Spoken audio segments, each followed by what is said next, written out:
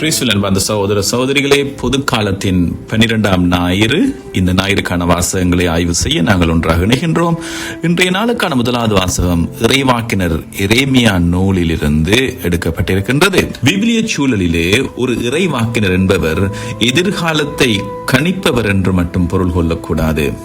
எபிரேய மொழியிலே இவர்களை நபி என்று அழைப்பார்கள். இதற்கு அழைக்கப்பட்டவர் அல்லது அறிவிப்பாளர் என்று பொருள்படும்.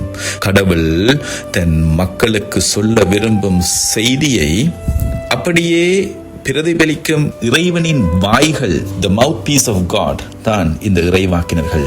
இவர்கள் மக்கள் மத்தியில் வாழுகின்ற பல்வேறு விதமான சீர்கேடுகளை சுட்டிக்காட்டி காலத்தின் கண்ணாடியாக விளங்கி மக்களை நல் வழிபடுத்த வந்தவர்கள். கடவுளுக்கும் மக்களுக்கும் இடையே ஒரு பாலமாக நின்று மக்களின் பாவங்களுக்காக கடவுளிடம் பரிந்துரை பேசுபவர்களாகவும் இருந்தார்கள்.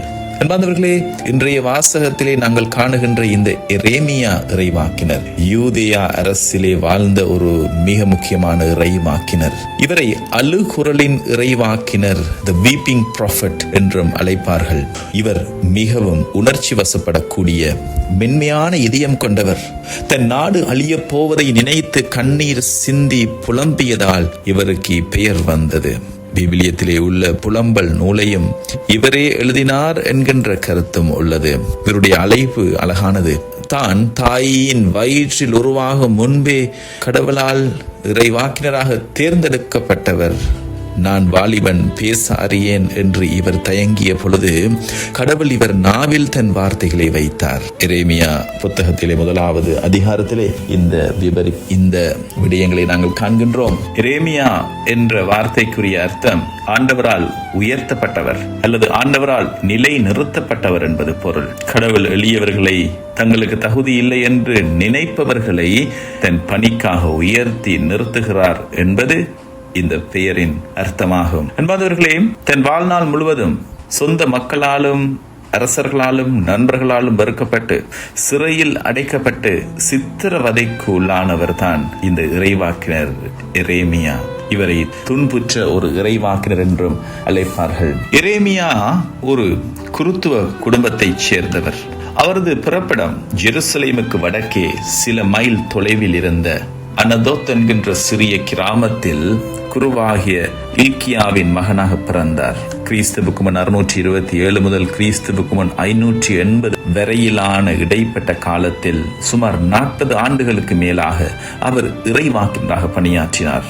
அந்த கால அரசியல் சூழல் நிச்சயமற்ற யூத அரசு தன் வரலாற்றிலேயே சந்தித்த மிக கொடூரமான 5 அரசர்களின் ஆட்சி காலங்களை எரேமியா நேரில் கண்டார். ஜோஷியா, யோவாகாசு, யோயாக்கீம், எகோனியா, செதேக்கியா போன்ற இந்த 5 அரசர்களின் மோசமான ஆட்சி காலங்களிலேயே தான் எரேமியா பணியாற்றினார். எரேமியா தென் அரசு என்று அழைக்கப்படுகின்ற யூதேய அரசிலும் மற்றும் அதன் தலைநகரான ஜெருசலேமை மையமாக கொண்டே அவர் பணியாற்றினார். ஜெருசலேமின் தேவாலய முற்றம் அவர் பணியாற்றிய முக்கியமான இடமாகும். ஜெருசலேம் தேவாலயத்தின் வாசலில் நின்று வழிபட வந்த மக்களையும் அரசு அதிகாரிகளையும் நோக்கி அவர்களின் போலித்தனமான ஆன்மீகத்தை சாடினார். குறிப்பாக எரேமியா 7ஆம் அதிகாரத்திலே தேவாலய உரை என்று அழைக்கப்படுகின்ற இந்த பகுதி முக்கியமானது. அவரது எச்சரிக்கைகளை பிடிக்காத அரசர்கள் அவரை சிறையிலும் சேறு நிறைந்த பாலடைந்த கிணறுகளிலும் தூக்கி வீசினார்கள். ஆனால் அங்கிருந்தபடியும் அவர் இறை வார்த்தையை அறிவித்தார். அவரது இறுதி காலம் எகிப்திலே ஜெருசலேம் பபிலோனியர்களால் அழிக்கப்பட்ட பிறகு எஞ்சி இருந்த யூதர்கள் சிலர் எரேமியாவை வலுக்கட்டாயமாக எகிப்திற்கு இழுத்துச் சென்றார்கள். அவர் தனது இறுதி காலத்தை எகிப்திலேயே கழித்தார் என்று நம்பப்படுகின்றது. ஆகவே எரேமியா வாழ்ந்த காலம் மத்திய கிழக்கின் வல்லரசு அரசியலில் ஒரு மாபெரும் திருப்புமுனை காலம். அசீரிய பேரரசின் வீழ்ச்சி, எகிப்துக்கும் பாபிலோனுக்கும் இடையான அதிகார போட்டி, பாபிலோனிய பேரரசு நபுக்கத்நேச்சாருடைய வெற்றி, யூதேய அரசு மற்றும் எருசலேம் ஆலயத்தின் அழிவு ஆகவே யூதேய அரசர்கள் கடவுளை நம்புவதை விட்டுவிட்டு ஒரு முறை எகிப்தோடும் மறுமுறை பாபிலோனோடும் அரசியல் கூட்டணி வைக்க முயன்ற இந்த காலத்திலே, இந்த இக்கட்டான சூழ்நிலையில் கடவுள் எரேமியாவை அனுப்பி இந்த அரசியல் சூழ்ச்சிகளை விடுத்து கடவுளிடம் மனம் திரும்பும்படி எச்சரித்து வந்தார். எரேமியா இறைவாக்கினருடைய முக்கியமான செய்தியை 2 பகுதிகளாக பிரிக்கலாம். ஒன்று அழிவின் எச்சரிக்கை, மற்ற ஆறுதலின் நம்பிக்கை. போலியான ஆன்மீகத்தை சாடிய எரேமியா மனம் திரும்புவதற்கு அழிவை அவர் எச்சரித்தார். நாங்கள் தேவாலயத்திற்கு போகின்றோம், அதனால் எங்களுக்கு அழிவு வராது என்ற மக்களின் போலி நம்பிக்கையை அவர் உடைத்தார். இதயத்தில் மாற்றமில்லாத வழிபாடுகள் வீண் என்றார். தன் கழுத்தில் ஒரு மர நுகத்தடியை, ஒரு பெரிய யோக்கை மாட்டிக்கொண்டு ஜெருசலேம் வீதிகளில் நடமாடி வந்தார். பாபிலோனிய ஏகாதிபத்தியத்திற்கு அடிபணிவதே கடவுளின் தண்டனையை ஏற்கும் வழி என்பதை மக்களுக்கு உணர்த்தவே இந்த அடையாளம். வர இருக்கும் பேரழிவை காட்டவே இந்த மர நுகத்தடியை தன் கழுத்திலே மாட்டிக்கொண்டு அவர் ஜெருசலேம் வீதிகளில் நடந்தார். இரண்டாவது செய்தியான ஆறுதலும் உடன்படிக்கையும் தருகின்ற இந்த செய்தி. பாபிலோனிய அடிமைத்தனம் நிரந்தரமானது அல்ல, அது 70 ஆண்டுகள் மட்டுமே நீடிக்கும். அதன் பின் கடவுள் மக்களை தன் தாயகம் கூட்டிச் சேர்ப்பார் என்று நம்பிக்கை அளித்தார். எரேமியா 29 அதிகாரம் 11 வரிகளிலே நாங்கள் காண்கின்றோம். தொடர்ந்து விவிலிய வரலாற்றிலேயே மிக முக்கியமாக இனிமேல் கல் பலகைகளில் அல்ல, மாறாக மனிதர்களின் இதயங்களில் எழுதப்படும் ஒரு புதிய உடன்படிக்கையை கடவுள் ஏற்படுத்துவார் என்று தீர்க்க தரிசனம் உரைத்தார். இந்த தீர்க்க தரிசனம் பெந்தகோஸ்து நாளன்று தூய ஆவியானவர் வழங்கப்பட்ட அன்று அது நிறைவுக்கு வருகிறது. விவிலியத்திலே இஸ்ரேல் மக்களின் வரலாற்றிலே எரேமியா ஒரு தனித்துவமான தூணாக கருதப்படுகின்றார். மற்ற இறைவாக்கினர்களை விட எரேமியாவின் சொந்த வாழ்க்கை கடவுளின் செய்தியோடு பின்னி பிணைந்திருந்தது. கடவுளின் கட்டளைப்படி அவர் திருமணம் செய்யவில்லை. மக்கள் அழிய போகும்போது குடும்பம் நடத்துவதில் அர்த்தமில்லை என்பதை தன் பிரம்மச்சாரிய வாழ்வால் காட்டினார். மேலும் அழுகுரல் வழியே வெளிப்பட்ட இறைவனின் இதயம் என்பது எரேமியாவின் ஆழமான ஒரு படப்பிடிப்பு. எரேமியா அழுத அழுகை உண்மையில் தன் மக்களின் வீழ்ச்சியை கண்டு கடவுள் சிந்திய கண்ணீரின் வெளிப்பாடு. இதனால் தான் விவிலிய அறிஞர்கள் இவரை இறைவனின் கண்ணீர் என்று அழைக்கின்றார்கள். இயேசு கிறிஸ்து சிலுவையில் காட்டிய மாபெரும் தியாகத்திற்கு கைவிடப்பட்ட நிலைக்கும் எரேமியாவின் துன்புறுத்தப்பட்ட வாழ்வு ஒரு மிகச்சிறந்த நிழலாட்டமாக அமைந்திருந்தது. சுருக்கமாக, எரேமியா இறைவாக்கினர் தன் தேசம் அழியும் என்று தெரிந்தே அதை தடுக்க முடியாமல், ஆனால் கடவுளின் வார்த்தையை மட்டும் தளராமல் அறிவித்து கண்ணீரோடு தன் கடமையை செய்த விசுவாசத்தின் மாபெரும் வீரன். இன்றைய நாளிலே நாங்கள் வாசிக்கின்ற இந்த முதலாவது வாசகம் எரேமியா 20 அதிகாரம் 10 - 13 வரையான இந்த பகுதிகள் எரேமியாவின் தனிப்பட்ட வாழ்வின் மிக கடுமையான ஒரு காலகட்டத்தை பின்னணியாக கொண்டது. கிறிஸ்துவுக்கு முன் 6ஆம் நூற்றாண்டின் தொடக்கத்தில் பாபிலோனிய பேரரசு ஜெருசலேமை தாக்க தயாராக இருந்தது. இந்த காலத்திலே எரேமியா மக்களிடம், நாம் கடவுளுக்கு எதிராக பாவம் செய்துவிட்டோம், எனவே பாபிலோனிடம் சரணடைவதே கடவுளின் விருப்பம், இல்லையெனில் ஜெருசலேம் அழியும் என்று கடவுளின் செய்தியை கூறினார். இதை கேட்ட யூத அரசர்களும் போலி இறைவாக்கினர்களும் எரேமியாவை ஒரு நாட்டின் துரோகி என்று முத்திரை குத்தினார்கள். இவர் மக்களின் மன உறுதியை குலைக்கின்றார் என்று அவரை வெறுத்தார்கள். அது மட்டுமல்ல, வாசகத்திலே வருவது போல் அவருடைய நெருங்கிய நண்பர்களே அவருக்கு பழி சுமத்த காத்திருந்தார்கள். சுற்றிலும் ஒரே திகில் என்று கூறி அவரை பரியாசம் செய்தார். இத்தகைய தனிமை மற்றும் மரண பயத்தின் உச்சத்தில் இருந்த பொழுதுதான் எரேமியா கடவுள் மீது நம்பிக்கை வைத்து இந்த பாடலை பாடுகின்றார். முழு விவிலிய பின்னணியில் எரேமியாவுக்கு மிக உன்னதமான இடம் உண்டு. பழைய ஏற்பாட்டிலே உள்ள பெரிய இறைவாக்கினர்களுள் எசாயாவுக்கு அடுத்தபடியாக எரேமியா மிக முக்கியமானவர். புதிய உடன்படிக்கையின் தந்தை என்று அழைக்கப்படுகின்றவர். பழைய ஏற்பாட்டிலே முதலாக, நான் உங்களோடு ஒரு புதிய உடன்படிக்கையை செய்வேன், என் சட்டத்தை அவர்கள் உள்ளத்தில் எழுதுவேன் என்று எரேமியா 31 - 33 வரையான இந்த வார்த்தைகள் இயேசுவின் வருகையையும் தூய ஆவியின் அருள் பொழிவையும் முன்னறிவித்தன. புதிய ஏற்பாட்டிலே அன்பார்ந்தவர்களே, இயேசு வாழ்ந்த காலத்தில் மக்கள் இயேசுவை யார் என்று நினைத்தார்கள் என்று கேட்ட பொழுது சிலர் அவரை எரேமியா என்று கூறினார்கள் என்று மத்தேயு 16:14 நாங்கள் காண்கின்றோம். அந்த அளவிற்கு இயேசுவின் பாடுகளுக்கும் கண்ணீருக்கும் எரேமியாவின் வாழ்க்கை ஒரு முன்னடையாளமாக இருந்தது. இன்றைய நாளில் இந்த வாசகத்திலே நம்மை சுற்றி இருப்பவர்கள் நமக்கு எதிராக மாறினாலும் கடவுள் நம் பக்கம் இருக்கும் பொழுது நாம் விழுந்து போவதில்லை. எரேமியா தன் வழக்கை முழுமையாக கடவுளிடம் ஒப்படைத்தது போல் நாமும் நம் போராட்டங்களை கடவுளிடம் ஒப்படைக்க வேண்டும் என்பதே இந்த ஞாயிற்றுக்கிழமையின் முதல் வாசகத்தினுடைய மைய செய்தி. தொடர்ந்து நாங்கள் இந்த பகுதியிலே பயன்படுத்தப்பட்டுள்ள சில முக்கியமான எபிரிய வார்த்தைகளையும் அவற்றின் வேர் சொல்லையும் ஆய்வு செய்து பார்த்தோம் என்று சொன்னால், எரேமியா இந்த துயர பாடலை எபிரேய மொழியில் எழுதும் பொழுது சாதாரண வார்த்தைகளை பயன்படுத்தவில்லை. அவற்றின் மூல அர்த்தங்கள் மிக ஆழமானவை. சுற்றிலும் ஒரே திகில் என்கின்ற இந்த வார்த்தை மாகோர் மிசாபிக். மாகோர் என்றால் அஞ்சுவது அல்லது அந்நியனாக உணர்வது. மிசாபிக் என்றால் சுற்றிலும் உள்ள எல்லையை குறிப்பது.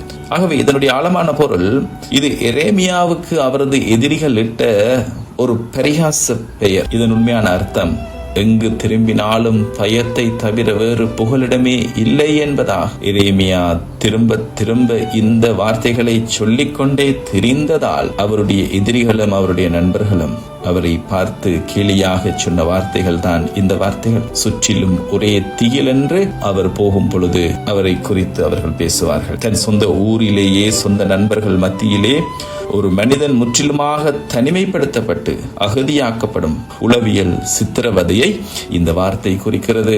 அன்பார்ந்தவர்களே, சுற்றிலும் ஒரே திகில் மாகோர் மிசாபிக் என்ற எரேமியாவின் இந்த வார்த்தை மனித வாழ்வின் மிக அடிப்படையான ஆழமான ஒரு யதார்த்தத்தை தொடுகின்றது. பயம் என்பது, திகில் என்பது ஏதோ ஒரு தற்காலிக உணர்வு அல்ல, அது மனித இருப்பின் ஒரு அங்கமாகும். விவிலியம் முழுவதையும் நாம் உற்று நோக்கினால் இந்த பயம் என்பது மனிதர்களுக்கும் கடவுளுக்கும் இடையே உள்ள உறவை வடிவமைக்கும் ஒரு மைய புள்ளியாக இருப்பதை நாங்கள் காணலாம்.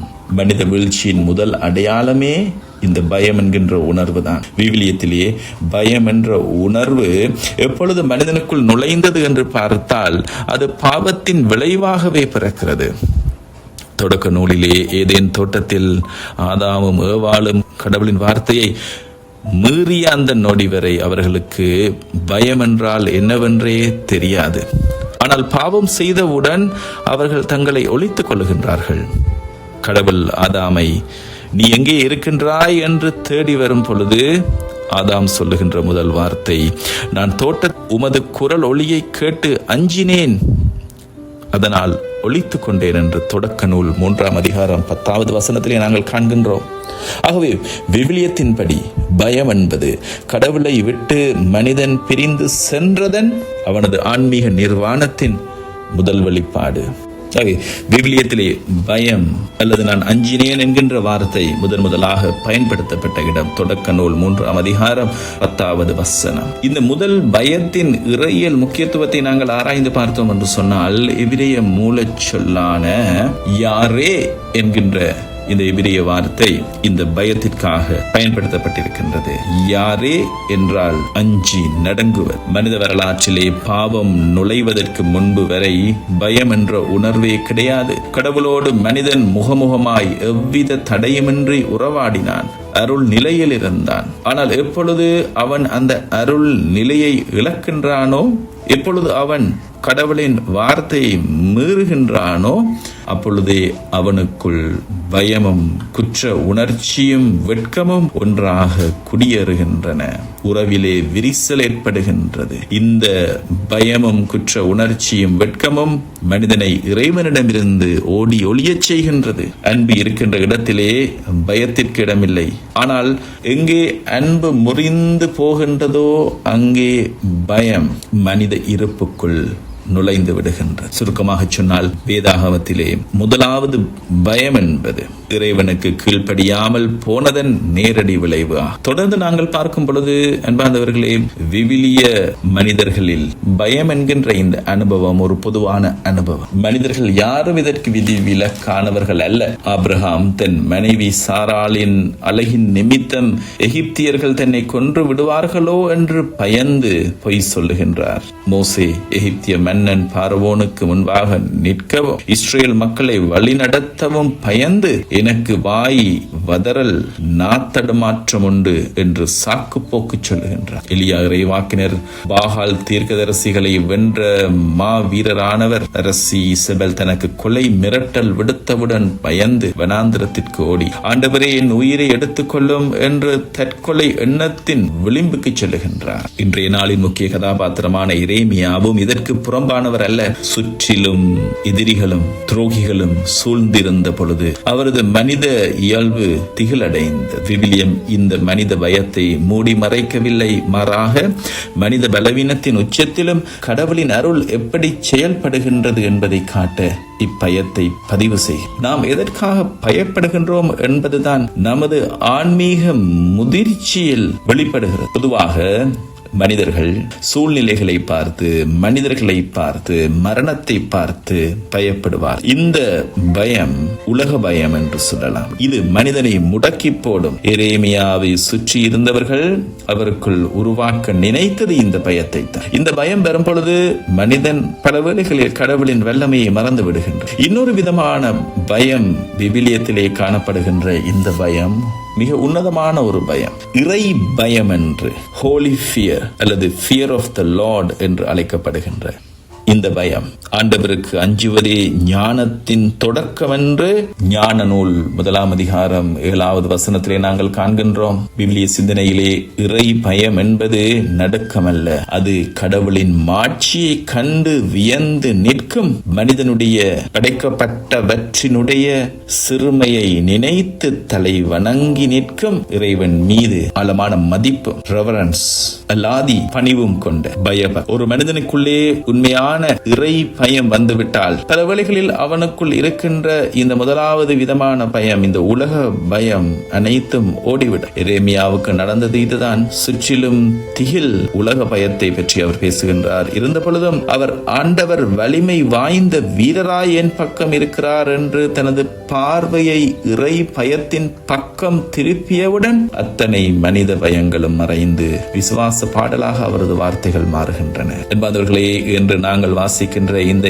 எரேமியாவின் இந்த மனித அனுபவத்திற்கு நற்செய்தியிலே இயேசு ஆண்டவர் பேச இருக்கின்ற இந்த வார்த்தைகள், அஞ்சாதீர்கள் என்று 3 முறை சொல்லுகின்ற இந்த வார்த்தைகள் ஒரு பெரிய ஆன்மீக மருந்தாக அமைகிறது. ஆகவே அன்பானவர்களே, பயம் என்பது ஆழமான மனித அனுபவம் என்பதில் எந்த விதமான சந்தேகமும் இல்லை. ஆனால் விவிலியம் நமக்கு காட்டும் பாதை என்னவென்றால், பயம் வருவது மனித இயல்பு. ஆனால் அந்த பயத்திலேயே மூழ்கி கிடப்பது விசுவாசமின்மை. நம்மை சுற்றியுள்ள திகில்களை பார்ப்பதை நிறுத்திவிட்டு நமக்காக போரிடும் வலிமை வாய்ந்த வீரனான இறைவனை நோக்கும் பொழுது பயம் என்பது நம்மை வீழ்த்தும் ஆயுதமாக இல்லாமல் நாம் கடவுளை இன்னும் ஆழமாக பற்றிக் கொள்ளும் ஒரு ஆன்மீக ஏணியாக இது மாறும். என்பவர்களே, இன்றைய நாளுக்கான முதலாவது வாசகத்திற்கும் பதிலுரை பாடலுக்கும் இடையே மிக ஆழமான பின்னி பிணைந்த ஒரு இறையியல் தொடர்பை எங்களால் அவதானிக்க முடிகிறது. இன்றைய நாளிலே நாங்கள் பாடுகின்ற பதிலுரை பாடல் திருப்பாடல் 69 எடுக்கப்படுகிறது. எரேமியா தன் வாழ்வில் அனுபவித்த அதே வேதனையையும்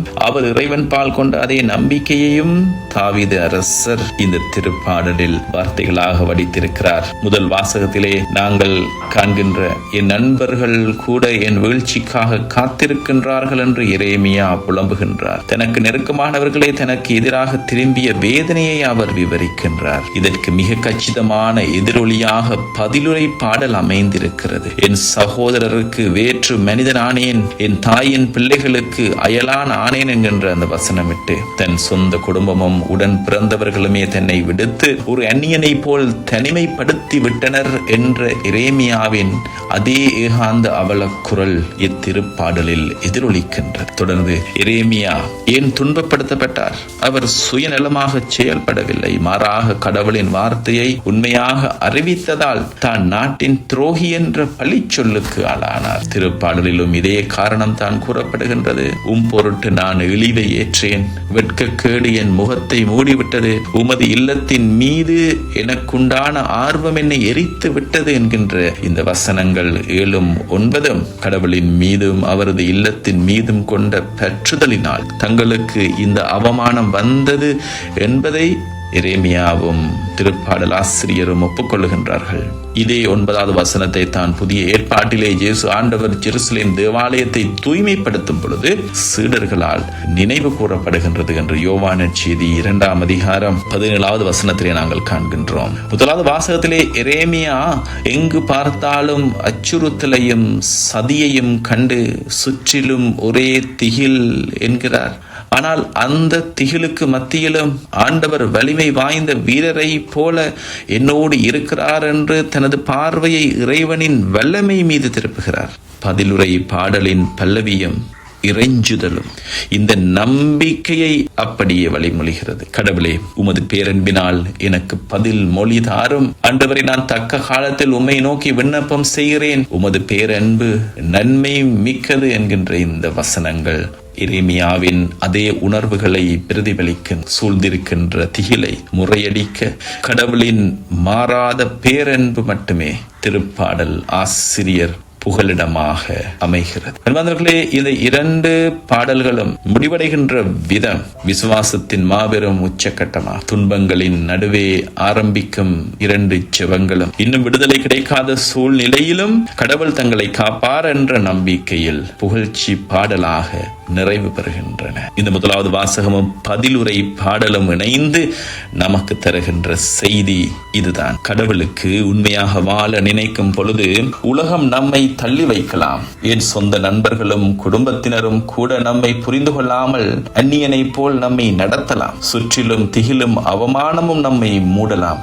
ஆனால் எரேமியாவையும் திருப்பாடல் ஆசிரியரையும் போல நாம் நம் வழக்கை இறைவனின் பேரன்பிடம் ஒப்படைக்கும் போது அவர் நம்மை தீயோரின் பிடியிலிருந்து விடுவித்து நம் உள்ளத்தை மீண்டும் ஊக்கமடைய செய்வார். கடவுளே, உமது பேரன்பினால் எனக்கு பதில் மொழி தாரும் என்று அதே நம்பிக்கையோடு இறைவனை பார்த்து மன்றாடுவோம்.